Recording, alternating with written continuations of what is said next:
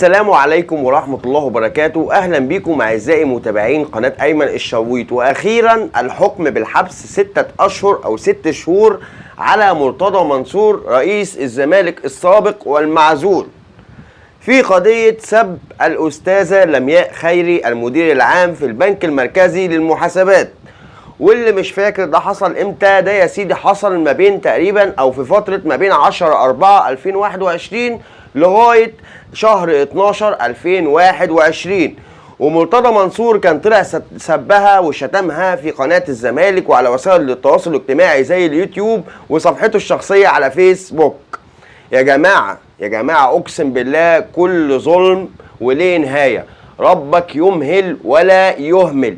يا جماعة الناس اللي كانت بتقول على مرتضى منصور الاسد وبتفضل تطبل له، شكلكم عامل ازاي دلوقتي؟ بلاش شكلكم عامل ازاي، انتوا فين دلوقتي؟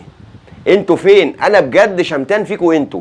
انا اي واحد كان بيقول على مرتضى منصور اسد وحامل حمى انا شمتان فيه هو، ولا شمتان في الزمالك ولا شمتان في جمهور الزمالك اللي لا حول ليه ولا قوه من اللي بيحصل. نادي الزمالك يا جماعه اقسم بالله خلاص بقى ان هو يتفكك ويتباع قطع غيار. عارفين انتوا يا جماعه عربيه الخضار او عربيه الفاكهه اللي بتتقلب على الطريق، مش كله بيجي يشيل في حجره ويجري؟ او نادي الزمالك بقى كده، بقى عامل زي عربيه الفاكهه اللي اتقلبت على الطريق وكله بيجي ياخد منها ويحط في حجره ويجري. والحكم يا جماعه واجب النفاذ وطالع من محكمه الاستئناف. يعني لو مرتضى منصور عايز يستأنف على الحكم لازم يستأنف وهو داخل السجن.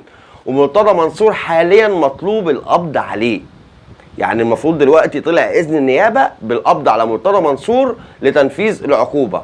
ربك يمهل ولا يهمل.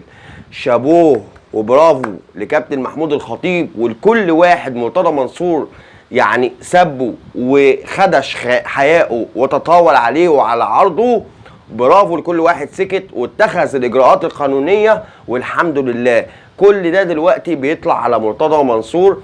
وحكم مرتضى منصور واجب النفاذ ومطلوب فورا القبض عليه. لازم في الاخر الاخلاق تنتصر. عمر البلطجه وقله الادب والخوض في اعراض الناس ما كانت حاجه كويسه او حاجه سهله، والحمد لله لسه مرتضى منصور عليه 15 قضيه كمان بيتحاكم فيهم.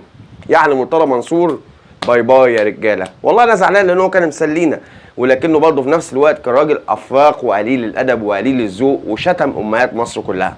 ما تنساش في نهايه الفيديو تعمل لايك واشتراك في القناه.